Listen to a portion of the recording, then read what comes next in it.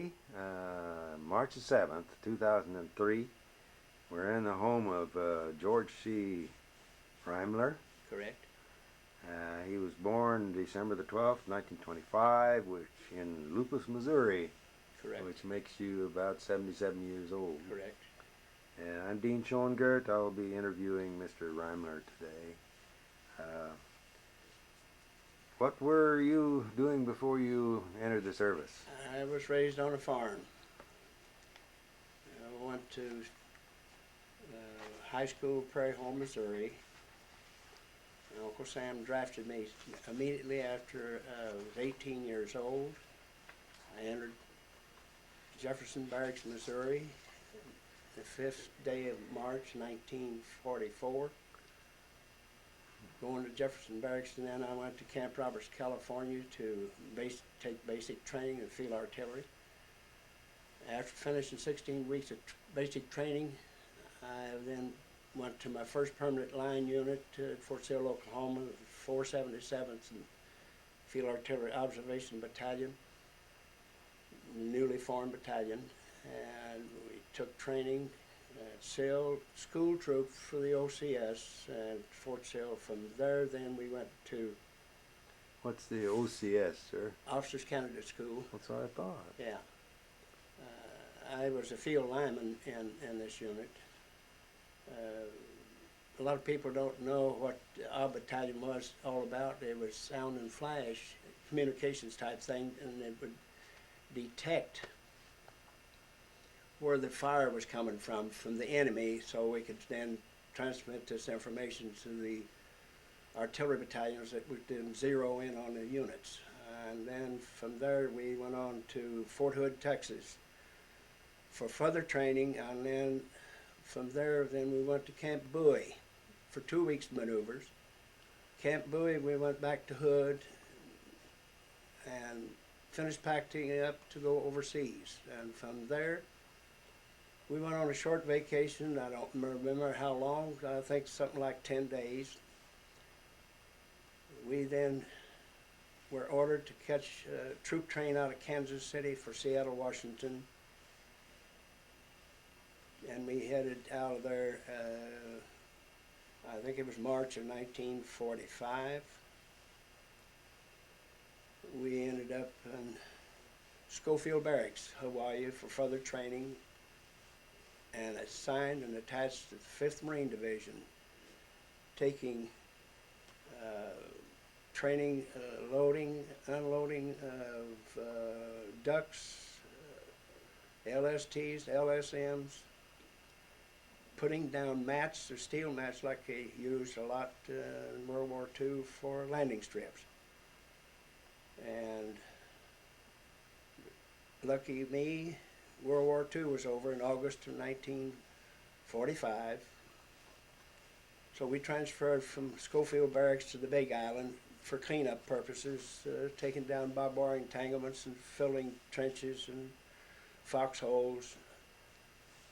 So I decided by November of 1945 that I would enlist for 18 months.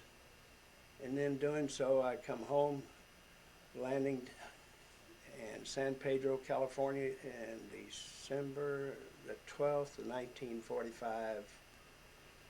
And 90 days later, I was sent to Leavenworth, and Leavenworth sent me to Germany. And we ended up in what is now known, and very few people know about, as the United States Constabulary, which formed up for peace efforts to assist the German population to for housing and food. They were, a lot of people were very, very upset over what has happened to the country, the local populace. And the constabulary then took over from the mainline troops, infantry such as, and armored as well, and they became what is known as police force for Germany, and it started the first day of July 1946. It was commanded by Major General Harmon, a fine gentleman. He was very strict, no nonsense general. Did you say police force or peace? Police. Police to keep the peace. Yes.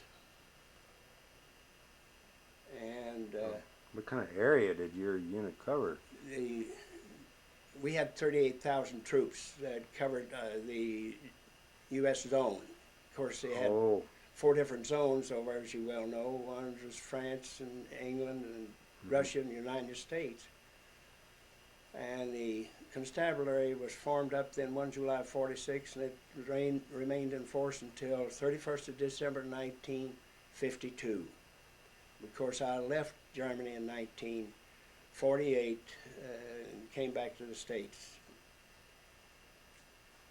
And I re-enlisted again in November of 48. Came back to the States, went to Fort Riley. Korean War broke out, and I went from there to Fort Leonard Wood. Training. I was a classification assignment specialist. And of course, most of my background before that was in the field, line duty. But anyway, I came back to Fort Riley. I was in the 10th Infantry Division. 10th Infantry Division, then I went up to post headquarters in classification assignment section there. Korean War broke out, and I went to Leonard Wood, working 7 days a week, in the same type of work. And I decided I had enough of that. I wanted to get with the field and the troops again, so I ended up being DI, drill instructor, and field first sergeant, and then a first sergeant. And all within a year, and I then took warrant. I got an appointment to warrant status on 27th of September of 51. And then I went to Korea in February of 52 and left there, went to Okinawa, joining, no, let's back up here. When I went to Korea, before going to Okinawa, I was with the 987th Field Artillery Observation Battalion, or not observation, I'm sorry, 987th Armored Field Artillery. It was a self-propelled 105, and then it went to 8-inch. And 6 months after I was there, then I applied to go inter-theater transfer to the 29th RCT Regimental Combat Team in Okinawa. My wife and 2 young children joined me on the island for about a year, and then I came back to the States. And returning to Fort Leonard Wood in January of 1954. 1950, well, I was in training battalion. I was an adjutant to the 86th Recon Battalion there for 2.5 years.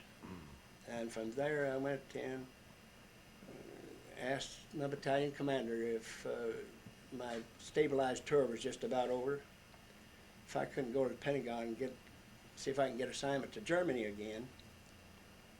Went there and they gave me approval. All I had to do was make an application under certain regulations, and I then got an approval to go within a month after I made my application.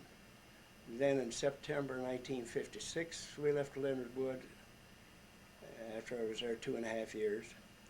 Went then to Bad Kreuznach Subpost in Western Area Command area in Germany. And it was a type of, we were support unit for the 8th Infantry Division while I was there, in housing and commissary, post exchange and things like that, and billeting. And then I came back to Topeka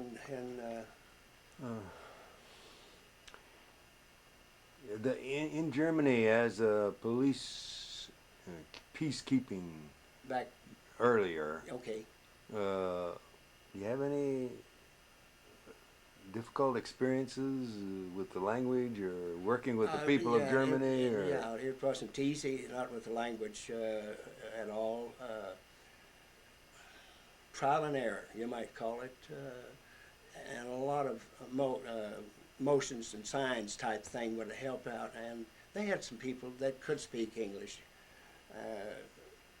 but they were working with us too. Say, like for instance, our police, German police people, the police officers that they had trained, and in other words, the military government set the whole system up. Did For our military training. train police, German police, or were they No, no, carry no. over from? I really can't answer that, and I don't know. Yeah, I think a lot of them, because they were German police with us on our border patrols and town patrols and the like, checkpoint speed traps and what have you, at the time. You didn't have any assignment like trying to locate Nazi. No, well, it was a part of our job, but we had no. That was part of the whole program to fit in, to tie in with the military government, our side of the thing, and to assist it getting set up now. I got a thing or two right there that I've printed for you that has to do with that constabulary part, if you want to take it as a part of, and you might want to integrate that in. That happens to be the history there, and it's volume 5, but what was nice about it is we have a brigadier general still alive, and he's 87 years old, and he wrote that article there, which is very good. That's the first 6 months of training we had to go through to do that. That's very interesting. Your first tour in Korea, that was right after the war? No, it's still going hot and heavy. Yeah. I got there in February of, early March of '52. Early March. Oh, yeah. Uh-huh. And then it wasn't over until, 27 July 1953. Mm-hmm. Okay. No, we were hot and heavy. Mm-hmm. So you landed Pusan and went north and. Well, when I landed Pusan, I went up to Seoul on a troop train to join, and they picked me up to take me up to my unit, which is north of the 38th parallel. Mm-hmm. I think I covered that a little bit ago. Yes, you did. And any unusual experiences there? We had some rounds come in. What was so good, I always thought we had a very good unit in the battalion. They were there from, I think it was early 1951. Mm-hmm. And they didn't leave over, of course, till I don't know what date they deactivated, but and I'm also a member of the association, the artillery battalion now. They only lost 5 killed in all the time they were over there. They were darn good, and they had a lot of hot, heavy fights. Mm-hmm.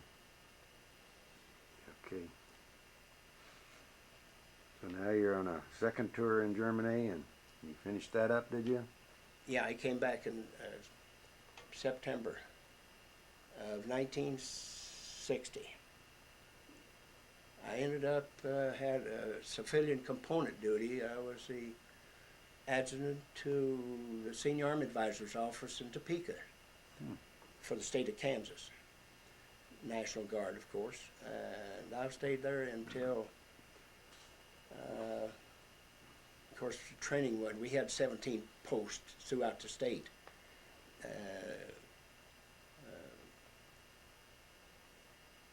We had advisors, officers, and enlisted at each of those areas for training purposes through that period. And then I got orders to go to Korea again in February 1963. Went over for the last tour of duty in the service. I was then assigned to the AG sections, 7th Infantry Division, Camp Casey, Korea. I left there in late March of 1964. Came home to be discharged and went to retirement to San Pedro, California. No, I'm sorry, to Presidio, Monterey, California. Oh. And retiring April Fool's Day, 1964. So Got that any questions? that finished up 20 years in the service? 20, yeah, 20 plus, Mm-hmm. over 20. Mm-hmm. And you had a number of different duties during that time. You were. Were you a artillery spotter? Yeah, At the observer. beginning, you were an observer, and Observer. What we had in observation, we had sound and flash. In sound, we had a little. I can't think of the name of it now. It's been what a long time ago. But we had units that they'd set down in the ground. We'd dig holes and set them in and put them in a rubber boot and tie wires. You know, communications lines. They had the W110 wire.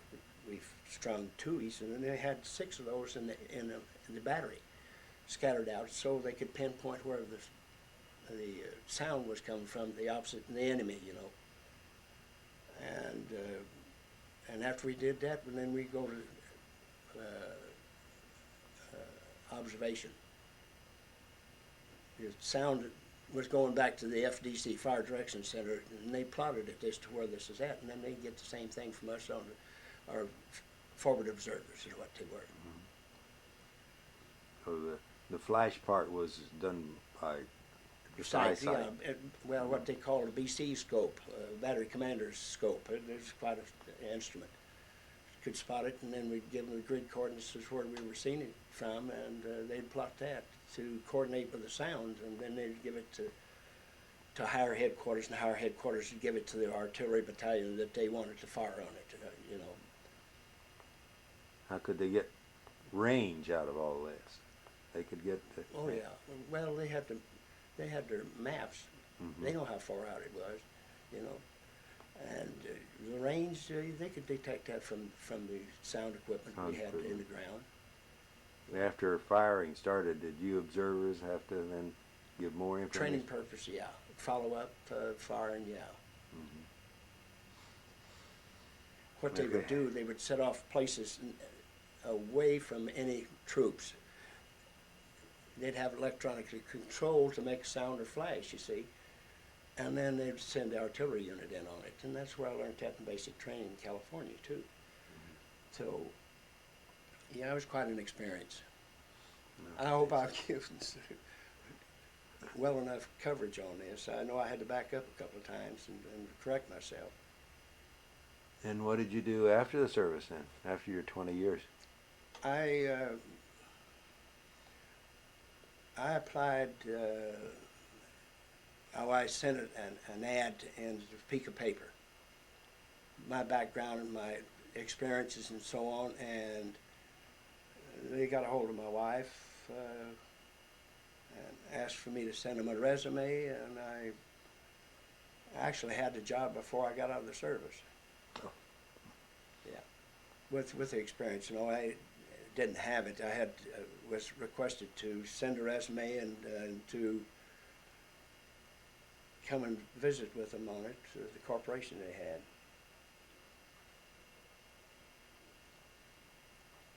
What kind of job did you get then? What? What? I was the nursing home administrator. Here in St. Mary's? In St. Mary's, yes. We moved out here the 28th of August, 1965. I've been here since. Had a family of 4 girls, wonderful girls. They all went to college at K-State. 3 of them did, and the youngest, next to the youngest, went to the Emporium. And all the girls are in the area now, close by. They're not far off, no more than 2 hours away from me, either one of us.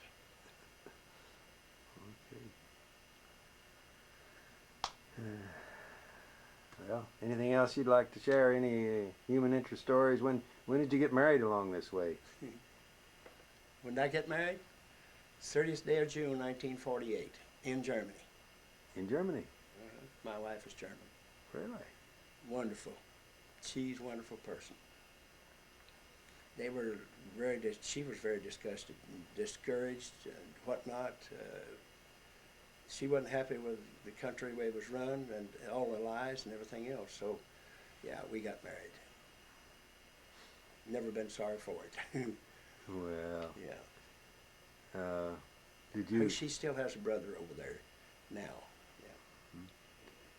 Uh, did you have any experience with concentration camps or run into any of that? No, I've